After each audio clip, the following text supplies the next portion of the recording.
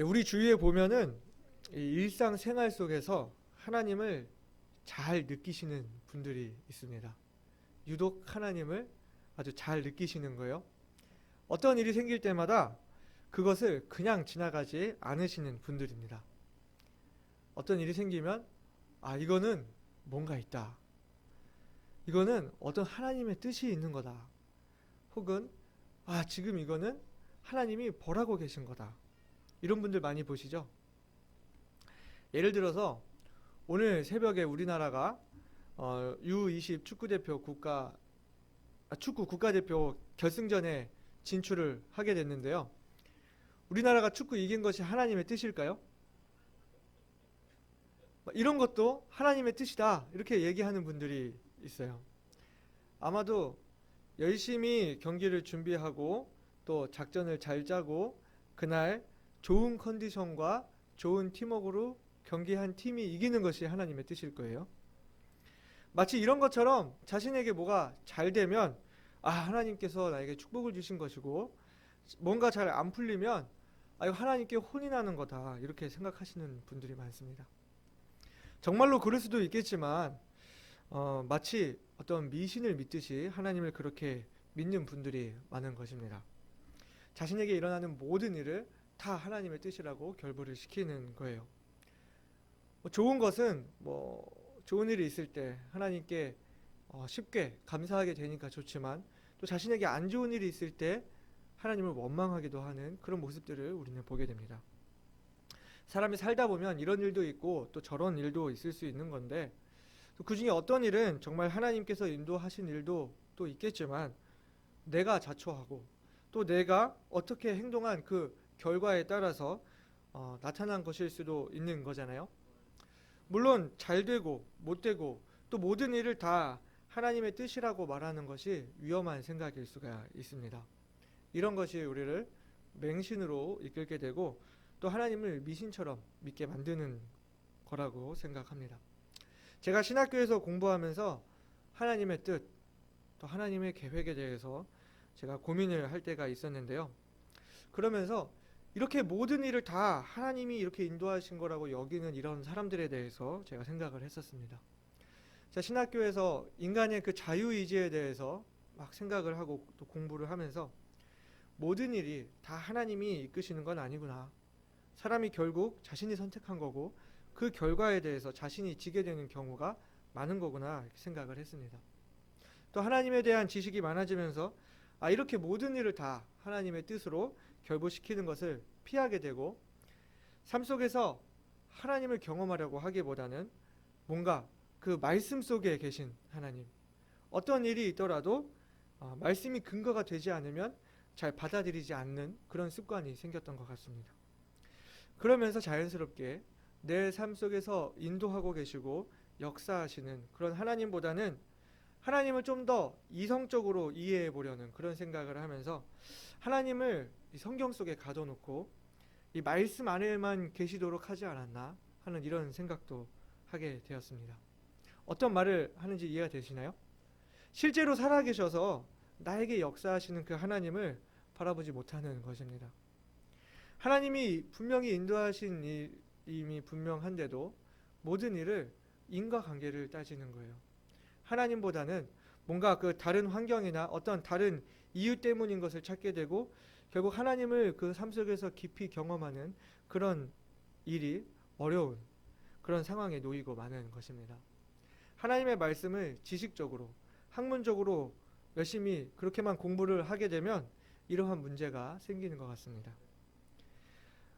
그런데 하나님 말씀하시기를 하나님의 말씀은 살았고 운동력이 있어 좌우의 날선 어떤 검보다도 예리하여 혼과 영과 및 관절과 골수를 찔러 쪼개기까지 하며 또 마음의 생각과 뜻을 감찰하나니, 이렇게 말씀하시잖아요. 그런데 오늘날 많은 사람들이 성경을 이 믿음의 수단이 아닌 학문의 수단으로 여기게 되면서 하나님을 그 성경 속에 가두고 하나님이 역사하는 것을 보지 못하고 또 하나님의 역사를 가로막는 그런 일들이 너무나 많은 것 같습니다.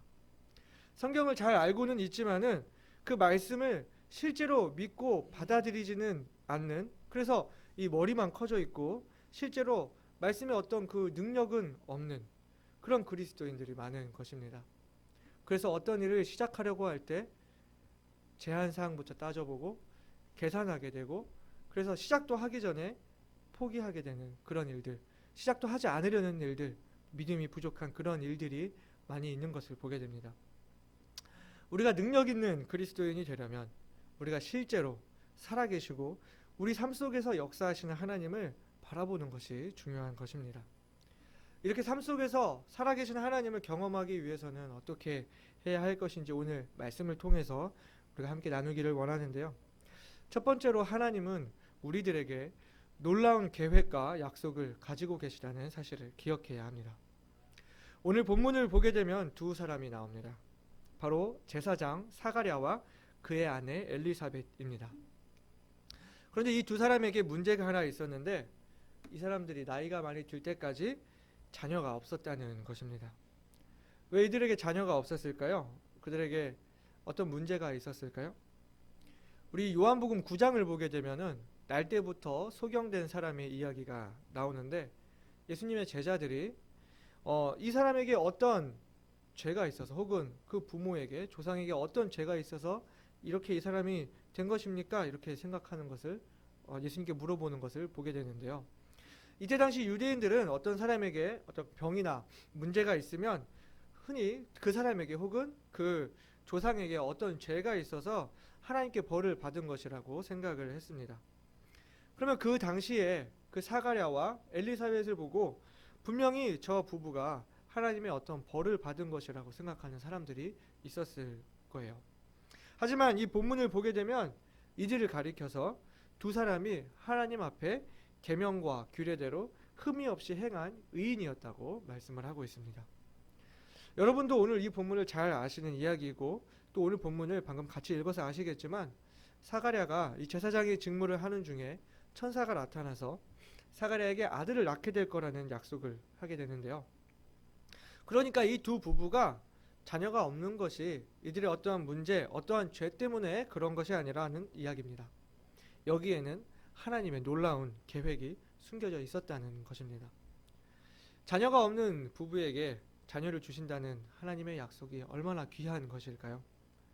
성경에는 하나님께서 직접 개입하셔서 아이를 낳게 된 많은 사람들이 등장합니다. 아브라함과 사라의 아들 이삭, 그리고 그의 아들 야곱, 또 기드온, 한나의 아들 사무엘, 삼손 등 하나님이 직접 아이를 가질 거라고 말씀을 하시고, 또 그의 자녀가 하나님께 크게 쓰임받은 인물이 된 이야기들이 많이 있습니다. 구약 성경 말라기 이후에 하나님은 400년 동안 침묵을 하셨습니다. 이 긴 시간 동안 하나님은 누구에게도 나타나지 않으셨고 말씀하시지도 않으셨습니다. 사가랴가 제사장으로서 하나님께 분향을 함에 있어서도 이전까지 어떤 환상을 보거나 하나님의 말씀을 들었다는 사람이 없었기 때문에 자신 또한 어쩌면 그냥 의무적으로 하나님 앞에 분향을 했을지도 모르겠습니다. 자신이 분향하는 동안에 어떤 하나님의 말씀을 듣게 된다든지 어떠한 이상을 보게 되리라고는 전혀 기대하지 않았을 것입니다. 그런데 이제 사가랴가 분향하는 그 때에 하나님께서 그 오랜 침묵을 깨고 사가랴 앞에 천사를 보내서 말씀하신 것입니다. 오늘 본문의 13절부터 17절까지 우리 같이 읽어보겠습니다. 13절부터 17절까지입니다. 천사가 일러 가로되 사가랴여 무서워 말라. 너의 간구함이 들린지라. 내 아내 엘리사벳이 내게 아들을 낳아주리니 그 이름을 요한이라 하라. 너도 기뻐하고 즐거워할 것이요 많은 사람도 그의 남을 기뻐하리니 이는 저가 주 앞에 큰 자가 되며 포도주나 소주를 마시지 아니하며 모태로부터 성령의 충만함을 입어 이스라엘 자손을 주 곧 저희 하나님께로 많이 돌아오게 하겠음이니라.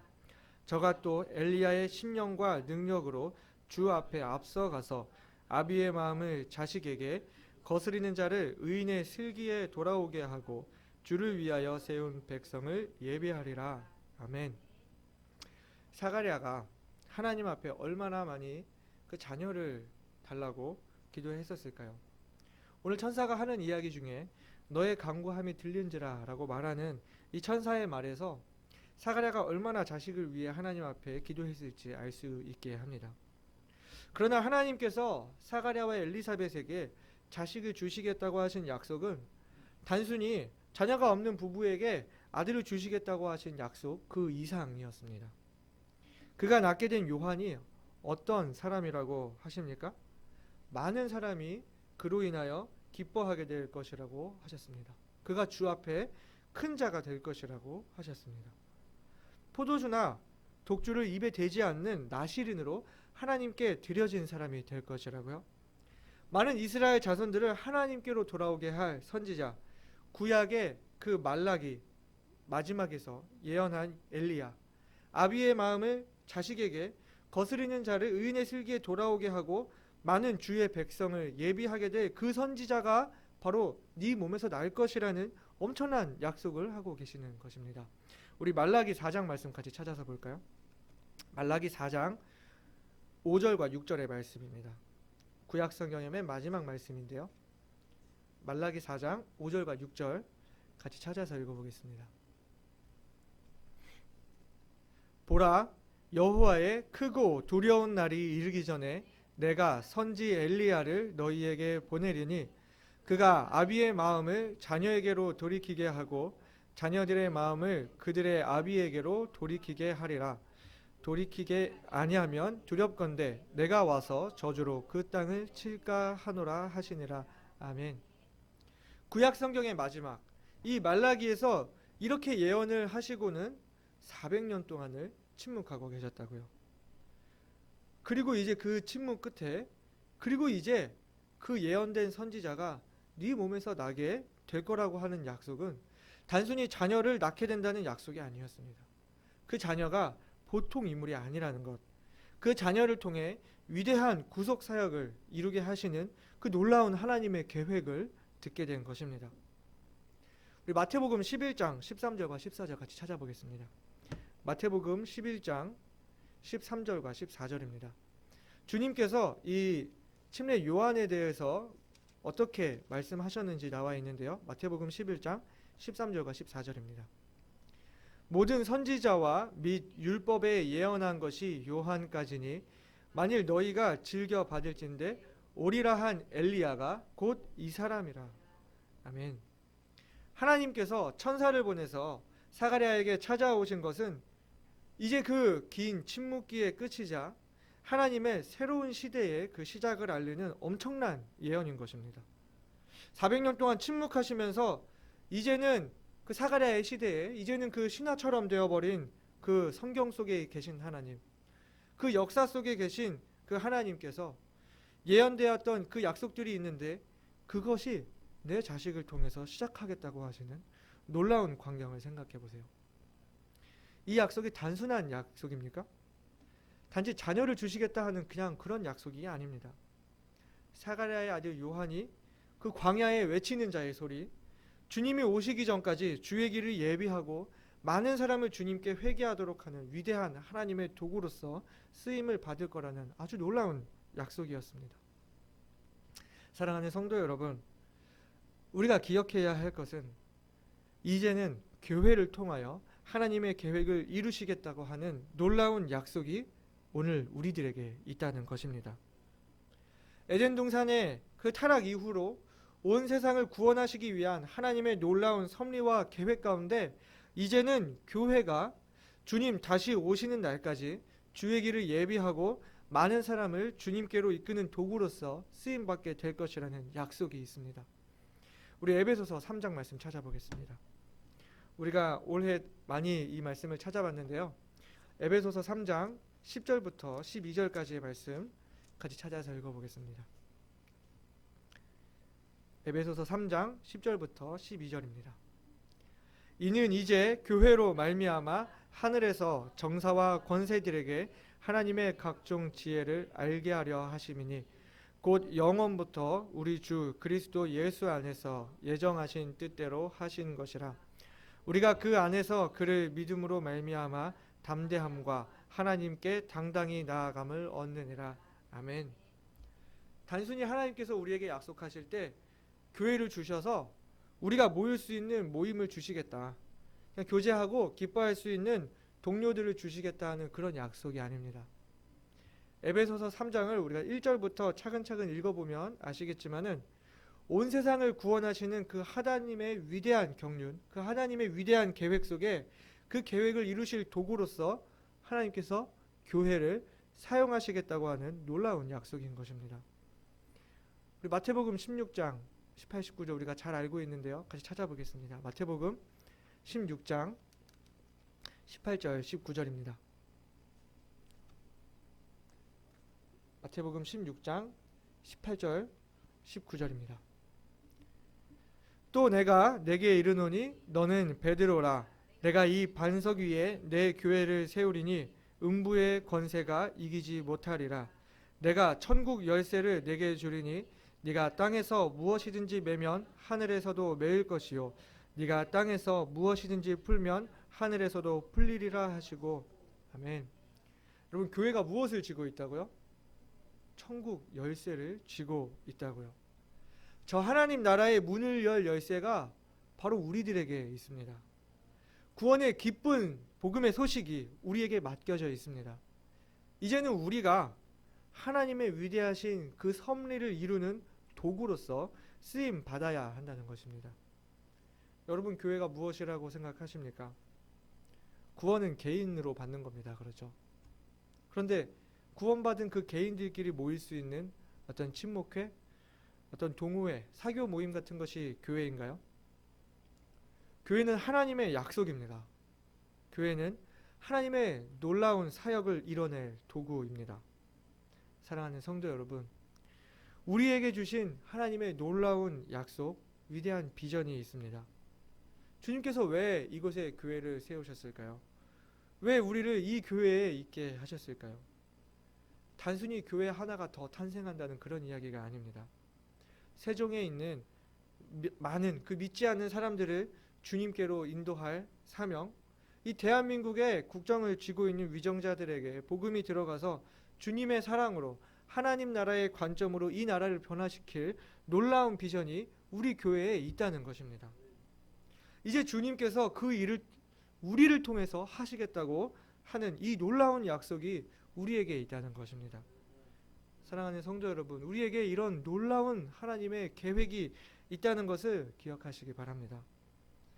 그럼 이제 우리가 이 놀라운, 이 위대한 계획을 어떻게 이뤄나가야 할까요? 먼저 알아야 할 것은 오늘의 두 번째, 현실을 바라보면 하나님의 약속을 믿기 힘들다는 것입니다.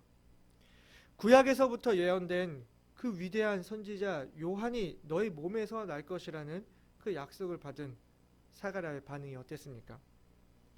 내가 이것을 어떻게 알리요? 내가 늙고 아내도 나이 많으니이다. 내가 이것을 어떻게 알리요? 하는 것은 이것을 어떻게 알겠습니까? 어떤 표적을 보여달라 하는 말이었습니다. 무엇으로 내가 알 수 있겠습니까? 하는 그런 의미입니다. 그러면서 말하기를 내가 나이가 많고 내 아내도 나이가 많습니다. 말하는 것입니다. 이에 천사가 대답하는 거예요. 나는 하나님 앞에 섰는 가브리엘이라. 이 좋은 소식을 전하여 내게 말하라고 보내심을 입었노라. 보라, 이 일에 되는 날까지 네가 벙어리가 되어 능히 말을 못하리니 이는 내 말을 네가 믿지 아니함이거니와 때가 이르면 내 말이 이루리라. 이 천사의 대답을 통해서 알 수 있는 것은 사가랴가 이 천사 가브리엘의 말을 믿지 않았다는 것을 알 수 있습니다. 내가 천사로서 하나님께로부터 부르심을 받아서 내 앞에 나타나서 말하는 것인데도 이것이 이룰 것임을 알지 못하느냐 하는 그런 말입니다. 이 놀라운 약속을 받았음에도 왜 사가랴가 믿지 못했습니까? 사가랴는 그가 가지고 있는 자신의 처해진 현실을 바라보았기 때문입니다. 자신의 처지와 자신의 주변 상황이 아이를 낳을 수 없는 그런 상황이다 하는 것입니다. 내가 나이가 많고 내 아내도 나이가 많습니다 하는 불신의 표현이었던 것입니다. 그 결과 사가랴에게 어떤 표적이 주어졌습니까? 요한을 낳을 때까지 벙어리가 되었습니다. 사랑하는 성도 여러분, 우리가 하나님의 약속을 믿지 못할 때 우리는 우리의 역할을 다하기 어렵게 되는 것입니다. 이때 당시에 그 제사는 아론의 자손을 24 반열로 나누고 그 반열의 순서대로 일주일씩 그 반열에서 이제 제비를 뽑아서 제사장의 직무를 하게 했습니다. 24 반열이니까 1년에 52주죠. 그러니까 1년에 2번 정도 그 반열의 순서가 오게 되는 건데, 한 반열에 한 1000명 정도, 그러니까 이 제사장이 한 2만 명 정도가 있었다고 합니다. 그러니까 이 분향하는 일을 제비를 뽑아서 이제 하게 되는데, 그 일이 평생에 한 번 있을까 말까 한 그런 기회가 된다는 겁니다. 그러니까 정상적으로라면 직무를 맡은 제사장이 이 분향을 드리는 이 제사를 한 후에 성소에서 나와서 백성들 앞에서 백성들을 축복하는 말을 해줘야 하는 것입니다. 마치 오늘날의 이제 기성교회에서 하는 그 축도와 같이 말입니다. 그러면 이제 백성들이 그 말을 듣고는 집으로 돌아가는 거예요. 그런데 사가랴를 보세요. 벙어리가 되었습니다. 사가랴가 분향하는 시간에 백성들은 밖에서 기도하면서 이 사가랴가 나오기를 기다리고 있었다고 합니다. 그런데 벙어리가 되었으니까 나와서 백성들 앞에서 그 축복하는 말을 해줄 수가 없는 것입니다. 지금까지 400년 동안 이러한 일이 없었으니까 백성들은 기이 여기면서 사가랴에게 무슨 일이 생겼구나 하는 것을 알았고 성소 안에서 이상을 본 줄 알았다고 말씀하고 있습니다. 때때로 우리는 우리에게 주어진 현실에 갇힐 때가 많습니다. 하나님께서 우리에게 놀라운 약속을 주셨는데 우리는 우리 자신이 처한 현실, 우리 주변의 환경만 바라보고 하나님의 놀라운 이 약속을 믿지 못하는 경우가 많다는 것입니다. 그리고는 나에게 주어진 이 본분을 다하지 못하는 경우가 있다는 것입니다. 하나님이 우리에게 놀라운 약속을 주셨는데 우리는 우리 스스로를 벙어리로 만들고 있지는 않았습니까? 우리 현실은 어떻습니까? 어떤 사람들은 이야기합니다. 이 세종시에서는 건축을 한다든지 아니면 독립된 건물로 가야 됩니다. 상가에 있는 교회는 잘 안 됩니다. 사람들을 모으려면 어디 유명한 강사들을 좀 초빙해서 어떤 행사를 열어야 됩니다. 아이들을 위한 여러 가지 프로그램이 있어야 됩니다. 그런데 이런 것들 다 하려고 하면 다 돈이 들어가는데 이게 다 쉽지가 않습니다. 우리 능력 밖의 일입니다. 하나님이 주신 약속은커녕 이 교회를 얼마나 버틸 수 있을지 모르겠습니다. 이렇게 많이들 이야기를 합니다. 이러한 현실을 바라보게 될 때 우리는 아까 말씀드린 이 위대한 하나님의 놀라운 비전을 믿기가 힘들어집니다. 이런 마음들이 우리를 벙어리로 만드는 것입니다.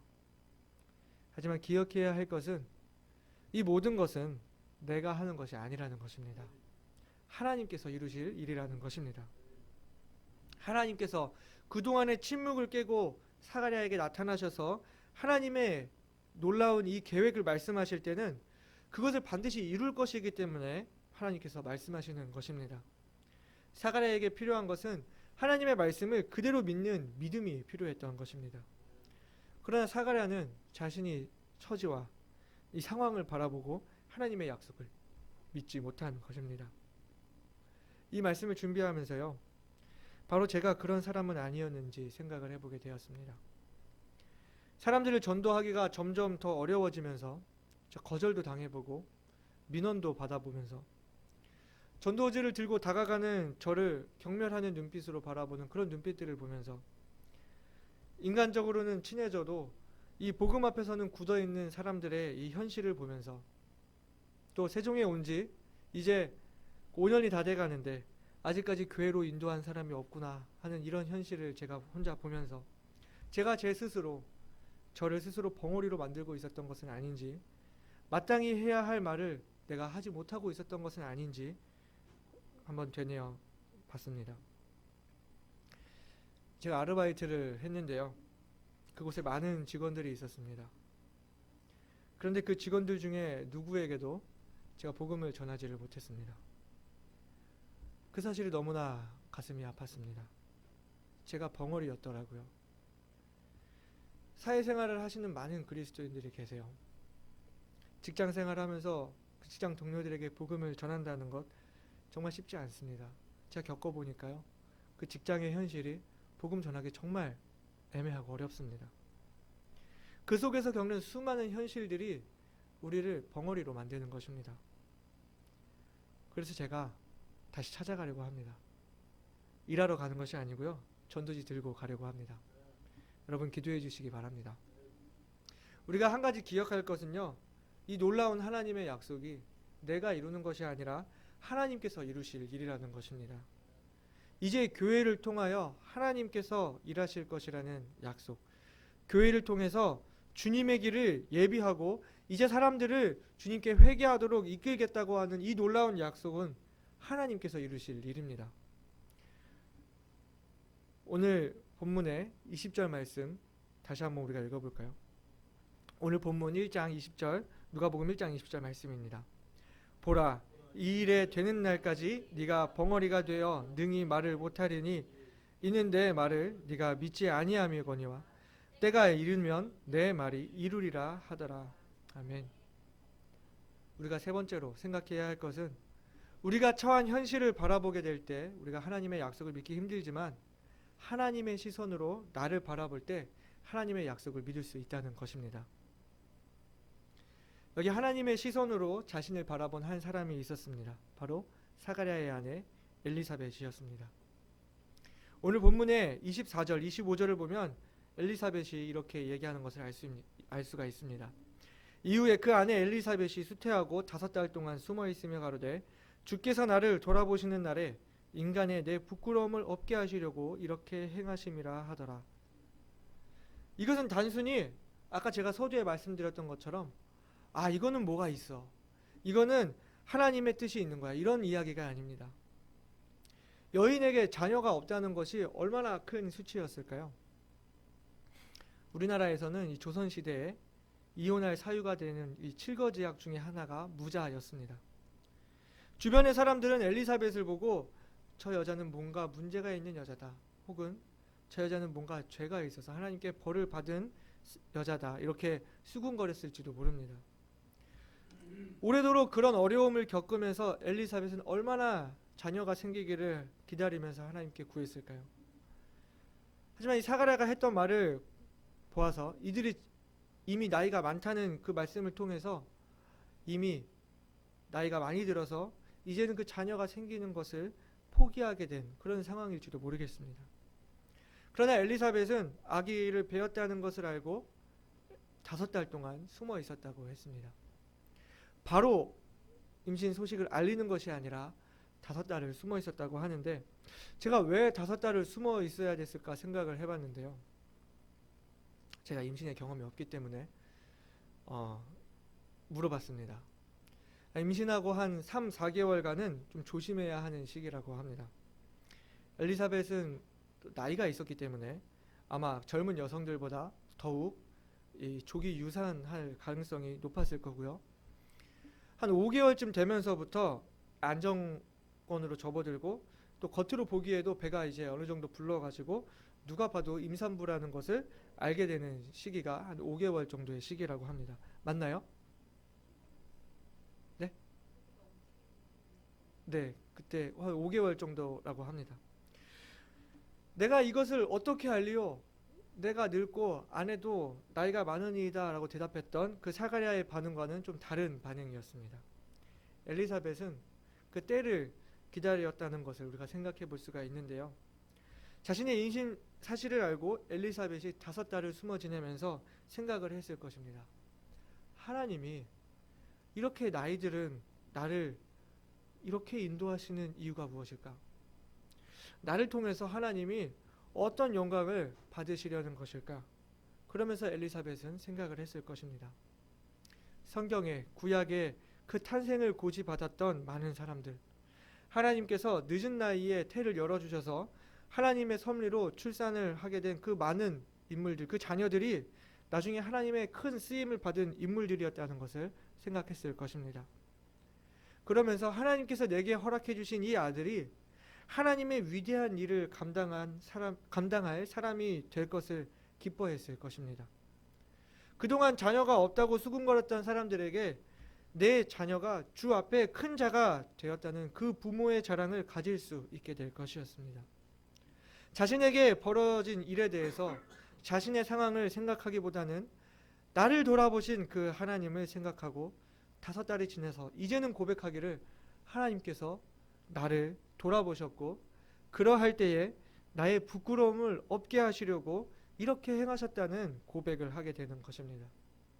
결국 우리에게 필요한 건 전능하신 하나님을 바라보는 믿음인 것입니다. 나의 상황과 나의 능력보다는 하나님의 약속을 바라보는 믿음. 이 약속이 내가 한 약속이 아니고 전능하신 하나님께서 하신 약속이기 때문에 이 약속을 하나님께서 이루실 것이라는 믿음.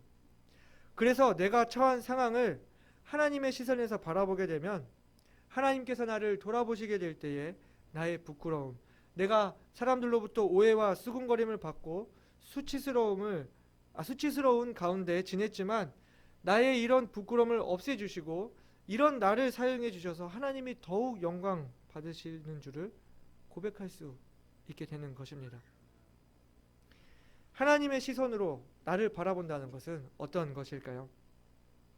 나의 상황을 나의 시선으로 바라보게 되면 그런 상황들은 불가능한 이유, 제한사항, 해결해야 할 과제가 되는 것이지만 하나님의 시선에서 나의 상황을 바라보게 되면 그리고 그것이 하나님께서 이루실 것이라는 것을 믿음으로 바라보게 되면 이 상황은 하나님이 더욱 영광 받으실 수 있는 제목, 전능하신 하나님이라는 것이 드러날 수 있는 제목, 그럼에도 불구하고 내가 하나님을 찬양할 수 있게 되는 제목이 되는 것입니다. 나만 바라본다면 그저 이러이러한 사람에 불과하는 것이지만 하나님의 약속을 하나님이 이루실 것을 믿고 바라보게 될 때에 하나님께서 그렇게 이러이러한 나를 사용하셨다고 고백할 수 있는 것입니다. 사랑하는 성도 여러분, 우리를 향한 하나님의 놀라운 계획이 있다는 것을 믿으십니까? 우리에게 하나님이 주신 위대한 약속이 있다는 것을 믿으십니까? 그렇다면 이제 우리는 우리의 상황만 바라보는, 나만 바라보는 이 시선에서 벗어나 하나님의 시선으로 우리 자신을 바라봐야 합니다. 우리가 처한 현실은 현실입니다. 하지만 주님께서 우리를 돌아봐 주신다면 하나님이 이런 나를 통해서 어떤 영광을 받으실 수 있을까? 하나님께서 나를 인도하시는 이유가, 나를 이곳에 보내신 이유가 무엇일까? 내가 여기서 할 수 있는 일이 무엇일까? 주님께서 나의 이 부끄러움, 내가 가진 신분, 내가 가진 어려움, 내가 가진 약점, 이런 것들까지도 사용하셔서 어떤 영광을 얻으시는 것일까 생각할 수 있어야 한다는 것입니다. 사랑하는 성도 여러분, 여러분에게 어떤 하나님의 약속이 있습니까? 하나님께서 주시는 소망 가운데 어떤 소망과 꿈을 품고 계십니까? 내가 처한 현실과 상황 때문에 하나님의 약속을 바라보지 못하는 그런 일은 없지 않습니까? 말씀 안에서 하나님의 약속을 찾고 그것을 이루시는 하나님을 기다리고 기대하고 또 바라보는 저와 여러분이 되시기를 바랍니다. 내가 아닌 하나님께서 이루실 것이기 때문에 하나님의 하실 일을 기대하시기를 바랍니다. 내가 처한 상황, 어떤 환경, 그것 때문에 포기하고 주저앉을 것이 아니라 이런 상황을 통해서도 이루실 그 놀라운 하나님을 생각하고 찬양할 수 있는 저와 여러분이 되시기를 바랍니다. 다 같이 기도하시겠습니다.